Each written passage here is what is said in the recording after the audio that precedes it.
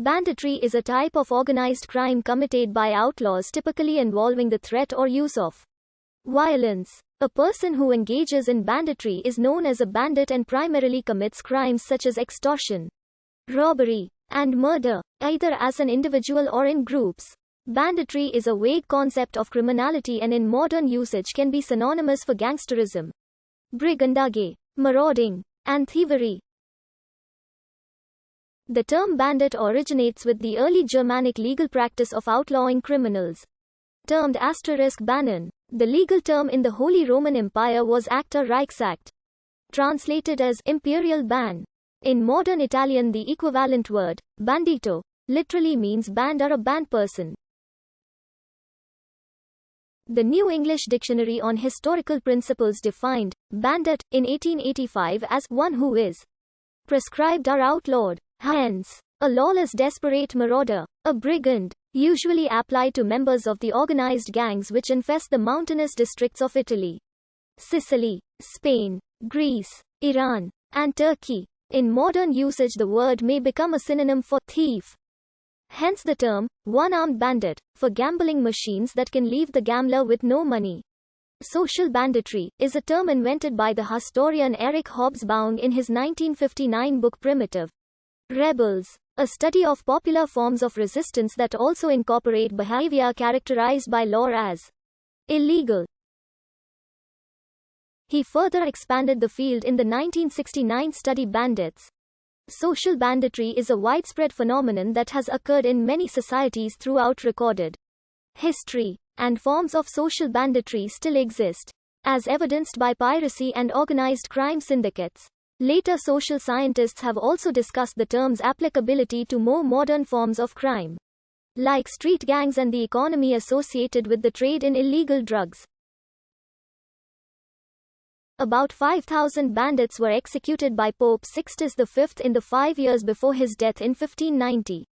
But there were reputedly 27,000 more at liberty throughout central Italy.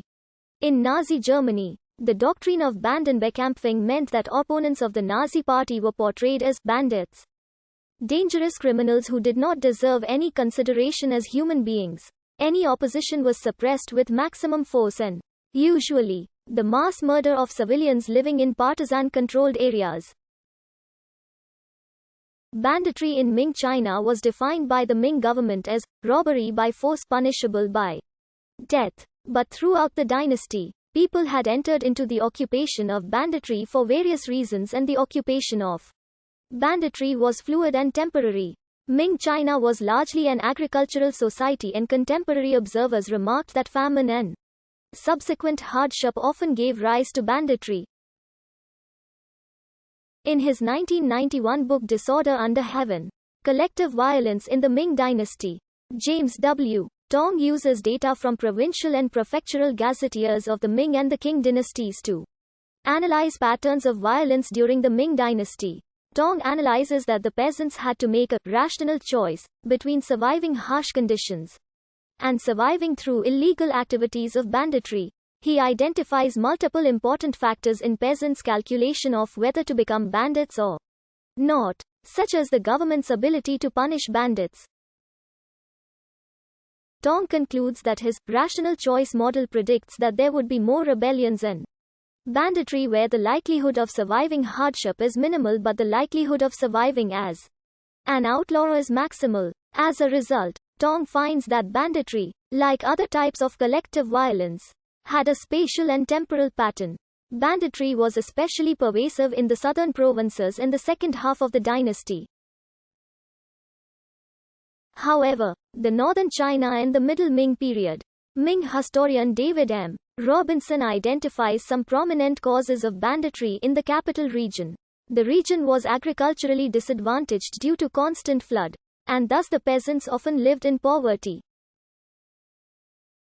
Furthermore, the region's economy provided plentiful opportunities for highway robbery. In addition to the highly developed economy of Beijing, the region also contained numerous commercial cities. These cities not only attracted merchants but also bandits. Robinson also points out that many eunuchs in Beijing resorted to banditry. As Shi Shan Henry Tsai explained, Self-castration was just another way to escape impoverishment. And when a group of eunuchs failed to find employment in the palace, they often turned to mob violence. The capital region also housed a huge number of soldiers with Ming's system of hereditary military. And a major portion of bandits were actually soldiers stationed in the region.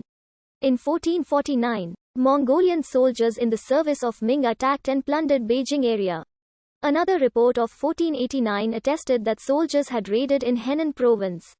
Robinson points out that dire economic straits forced soldiers to use illegal means to make a living. Also, policies and conditions in the capital region provided